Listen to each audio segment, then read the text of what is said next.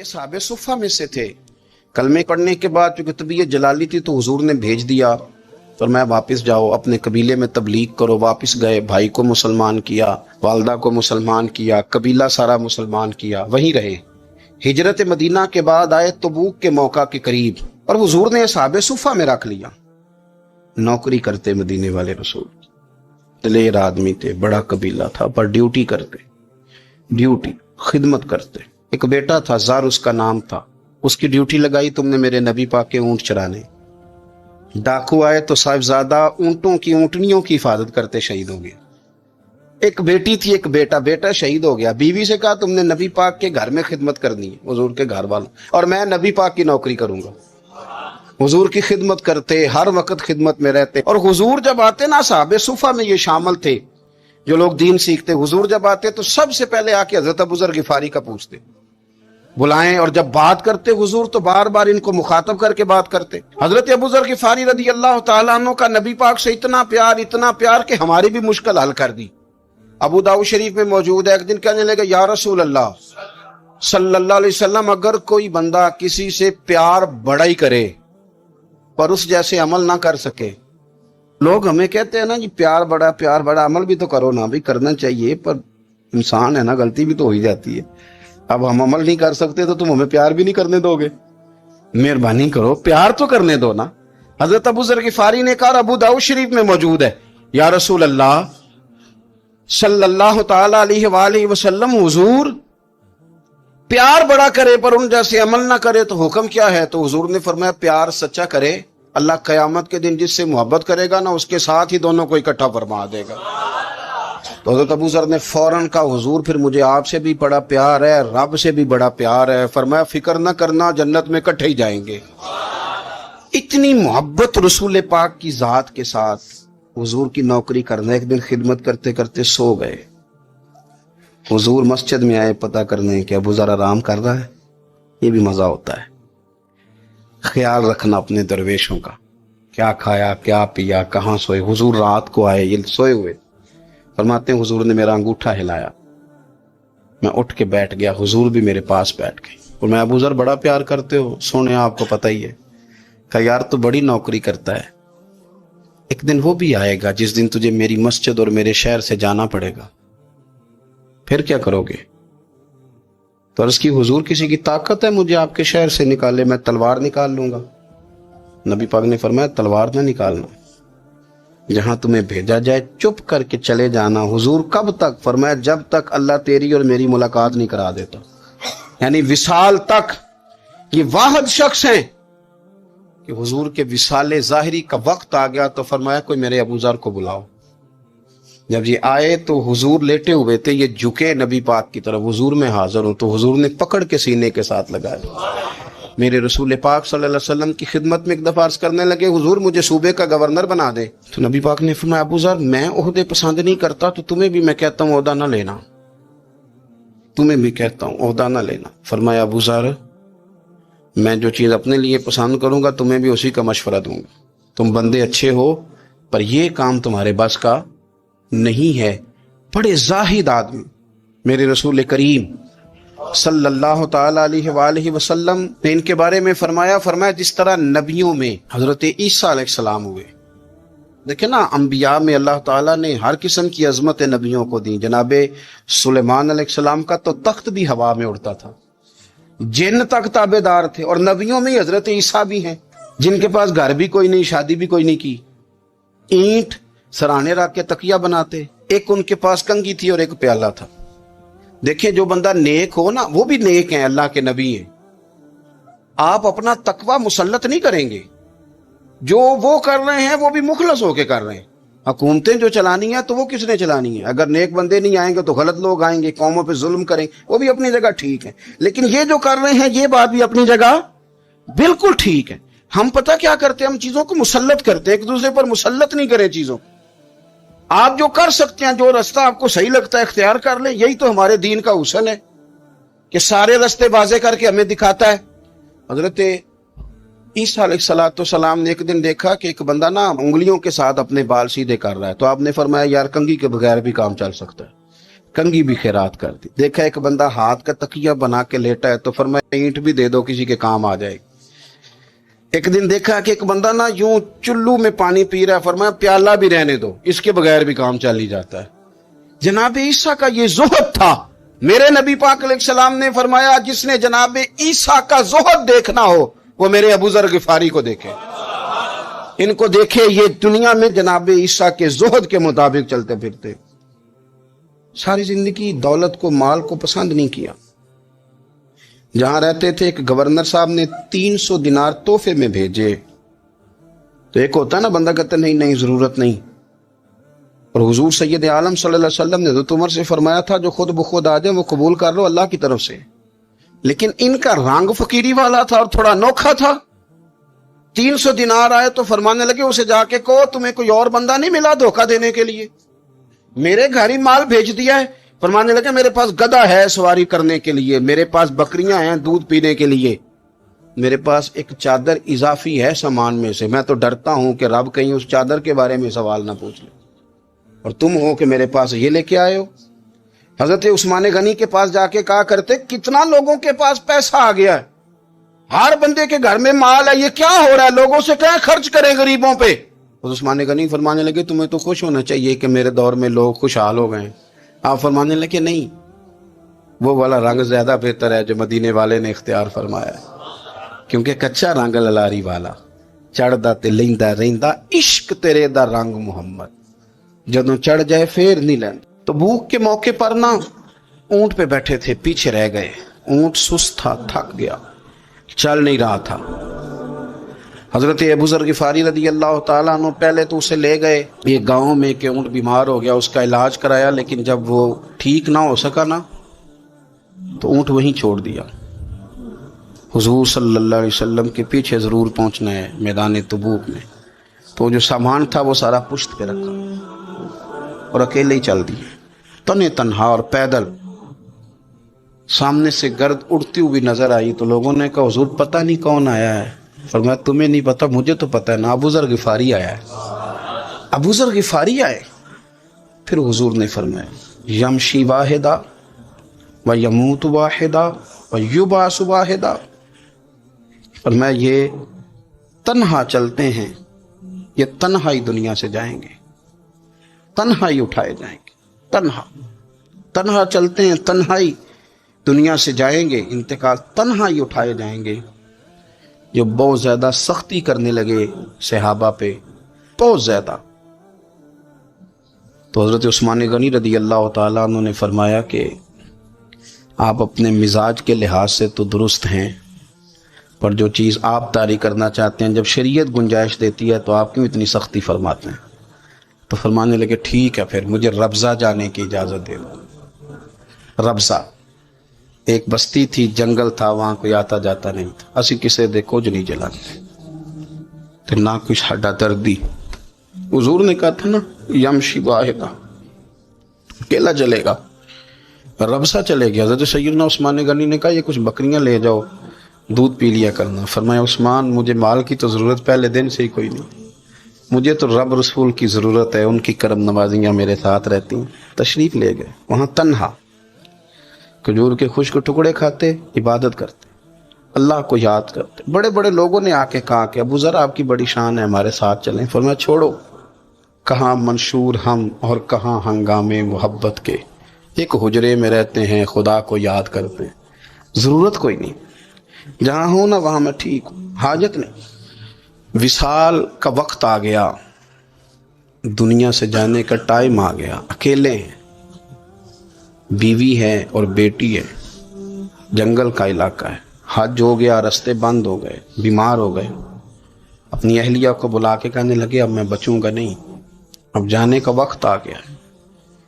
میں نے فقیری جو حضور کی دیکھی تھی اس میں نے وقت گزارا ہے, اور دیکھ میں جا بھی فقیری میرا ہوں, لے سجدہ سا توڑ نہیں پائی, جان بھی دیتی تیرا تیرے. اب جانے کا وقت ہے تو اس طرح کرنا, اگر تیرے پاس کوئی کپڑا ہوا تو مجھے کفن دے دینا, نہ ہوا تو اللہ کے سپرد کر دینا. کہا ہم 2 عورتیں ہیں, جنازہ غسل کفن. فرمایا رب جماعت بھیجے گا میرے لیے, لوگ آئیں گے، میرے نبی پاک نے مجھ سے وعدہ کیا تھا آئیں گے نا لوگ. تو اہلیہ کہنے لگی ابو ذر آپ کو کیسے پتا ہے کہ آپ اس صحرا میں انتقال کر جائیں گے؟ اللہ شفا دینے والا ہے. فرمانے لگے ہم 3-4 لوگ بیٹھے تھے تو حضور نے فرمایا تھا تم میں سے ایک شخص صحرا میں اکیلا انتقال کر جائے گا. وہ میرے جتنے باقی ساتھی تھے وہ سارے انتقال کر گئے، اب میں اکیلا ہی بچا، مجھے پتا ہے وہ میں ہی ہوں. تو تم دیکھنا تمہیں کوئی نہ کوئی مل جائے گا غسل کفن کے لیے. آپ کی اہلیہ کہتی ہیں کہ میں اٹھی، کبھی دوڑ کے میں باہر جاتی، سڑک پہ جا کے دیکھتی کوئی گزر رہا ہے، پھر میں آ کے کہتی حج ختم ہو گیا ہے، رستے بند ہو گئے ہیں، کون آئے گا جنگل. پھر میں آ کے ان کی تیمارداری کرتی، پھر اٹھ کے جاتی، پھر میں آ کے تیمارداری کرتی. اچانک میری نظر پڑی تو ایک چھوٹا سا قافلہ آ رہا تھا. اس قافلے میں چند لوگ تھے اور سب سے بڑھ کر صحابی رسول حضرت عبداللہ ابن مسعود بھی تھے. میں نے ان کو اشارہ کیا تو وہ دوڑے آئے، کہنے لگے بہن کیا ہے؟ میں نے کہا یہاں ایک شخص ہے، تمہاری تھوڑی سی ضرورت ہے اس کو. حضرت عبداللہ ابن مسعود کہنے لگے کون ہے بی بی؟ کہتے ہیں میں نے کہا کہ وہ ابو ذر غفاری ہیں. کہتے تڑپ کے روئے عبداللہ ابن مسعود، تڑپ. کہنے لگے ابو ذر میرے نبی پاک کا پیارا، میرے ماں بھی اس پہ قربان، میرا باپ بھی قربان، کدھر ہے جلدی بتاؤ. کہتی میں لے آئی. 4-5 لوگ تھے وہ. تو سیدنا ابو ذر غفاری کہنے لگے عبداللہ میرا وصال ہو جائے گا لیکن یاد رکھنا میری بیوی کے پاس کفن کے لیے کپڑا موجود نہیں. وہ لہو سجنا سا توڑ ہی نہیں پائی، جان بھی دیتی تیرا تیرے، کفن کے لیے کپڑا نہیں ہے. لیکن تم میں سے نا وہ بندہ کوئی کپڑا نہ دے جو کبھی کسی سرکاری عہدے پہ رہا ہو، وہ بندہ میرے کفن کے لیے کپڑا نہ دے کسی سرکاری عہدے پہ رہا ہو. ایک انصاری جوان کہنے لگا ابو ذر میں کبھی کسی عہدے پہ نہیں رہا، اگر آپ میری چادر قبول کر لیں کفن کے لیے. میں ٹھیک ہے، میں نے نا حضور کے طریقے پر زندگی گزاری ہے، چپ کر کے میرا جنازہ پڑھ دینا اور مجھے کہیں اور نہ لے کے جانا، اسی کسی دے کچھ نہیں لگتے. تو نہ کوئی ساڈا دردی یہیں کسی صحرا میں جنگل میں یہیں قبر کھود کے مجھے دفن کر دینا، مجھے جانے نہیں ہے کسی جگہ. حضرت عبداللہ ابن مسعود رضی اللہ تعالیٰ عنہ نے جنازہ پڑھایا اور اس درویش کو جو 5ویں یا 4تھے مسلمان ہیں ان کو وہاں دفن کیا. جب خبر پہنچی نا مدینے تو سب سے زیادہ آنسو مولا علی نے بہائے، سب سے زیادہ حضرت علی نے.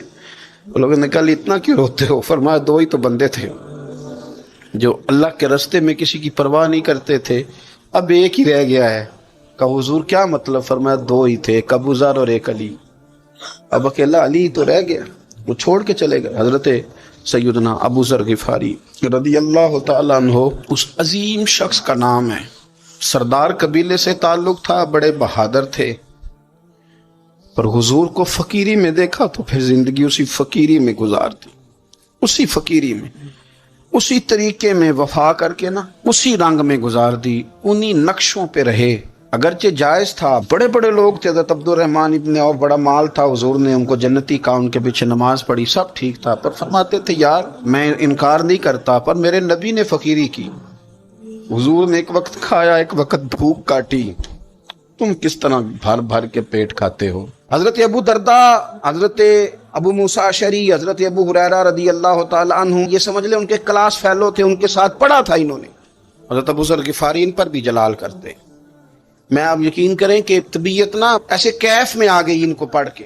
یہ انوکھی وجہ ہے، سارے زمانے سے نرالے ہیں.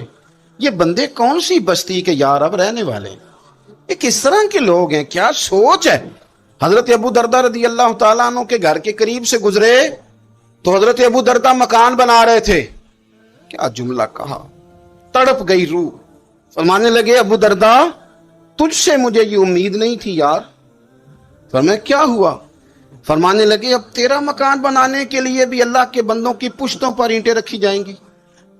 تیرا مکان بنانے کے لیے رب کے بندوں کی پشتوں پر اینٹیں تیرے لیے. حضرت ابو درداء نے گردن جھکا لی. فرمایا یار جہاں تو ہے نا تو بالکل ہی ٹھیک کہتا ہے. کیوں؟ میرے نبی پاک صلی اللہ علیہ وسلم نے فرمایا اس زمین کے اوپر اور آسمان کے نیچے ابو ذر غفاری سے سچا بندہ کوئی نہیں، ان سے زیادہ سچا کوئی نہیں. فرمایا تو ٹھیک کہتا ہے یار، صحیح کہتا ہے. حضرت ابو موسیٰ اشعری رضی اللہ تعالیٰ عنہ کو گورنر بنا دیا گیا عراق کا۔ اب حضرت ابو موسیٰ اشعری صحابہ میں ایک بڑے جلیل القدر صحابی، اور ان کی عظمتیں، رفعتیں، بلندیاں کیا کہنا، بڑی گہری دوستی تھی۔ لیکن جب وہ گورنر بن گئے نا تو آپ نے فرمایا بس بھائی اب تو نے عہدہ لے لیا ہے، یہ بندے کو ٹھیک نہیں رہنے دیتی چیزیں۔ بڑی مدت کے بعد ملاقات ہوئی حضرت ابو موسیٰ اشعری کے ساتھ، وہ دوڑ کے آئے حضرت ابو ذر غفاری کے گلے ملنے، میرا بھائی میرا بھائی۔ فرمایا پیچھے ہٹ جا، میں نہیں تیرا بھائی، تو گورنر ہے، میں غریب آدمی ہوں، اپنا کام کر۔ پھر دوڑ کے آئے، فرمایا ابو ذر تو میرا بھائی ہے یار، اکٹھے پڑھتے تھے حضور۔ فرمایا نہیں، جا تو نہیں میرا بھائی۔ پھر آئے، جانتے تھے نا یہ سچا بندہ ہے، یہ سچا بندہ ہے، یہ تقریروں والا نہیں، صرف بازوں والا نہیں، اس کے اندر بھی بڑی سچائی ہے۔ قریب آئے، آ کے کہا یار تو میرا بھائی ہے، میرے سینے لاگ۔ فرمانے لگے تو تیسری بار آیا ہے، مومن ہے، میں منہ نہیں موڑ سکتا، پر پہلے مجھے بتا گورنر بننے کے بعد تو نے مکان کتنے بنائے، باغ کتنے لگائے، چکیاں کتنی لگائی؟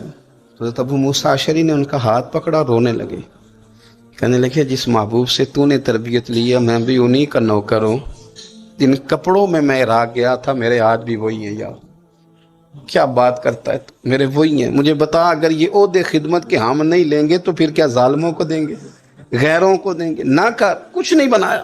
حضرت سیدنا ابو موسیٰ اشعری رضی اللہ تعالیٰ عنہ روئے، اور جب کہا نا کوئی شے نہیں میرے پاس تو فرمایا اچھا چل آ جا، پھر سینے لگ جا، تو واقعی میرا بھائی ہے۔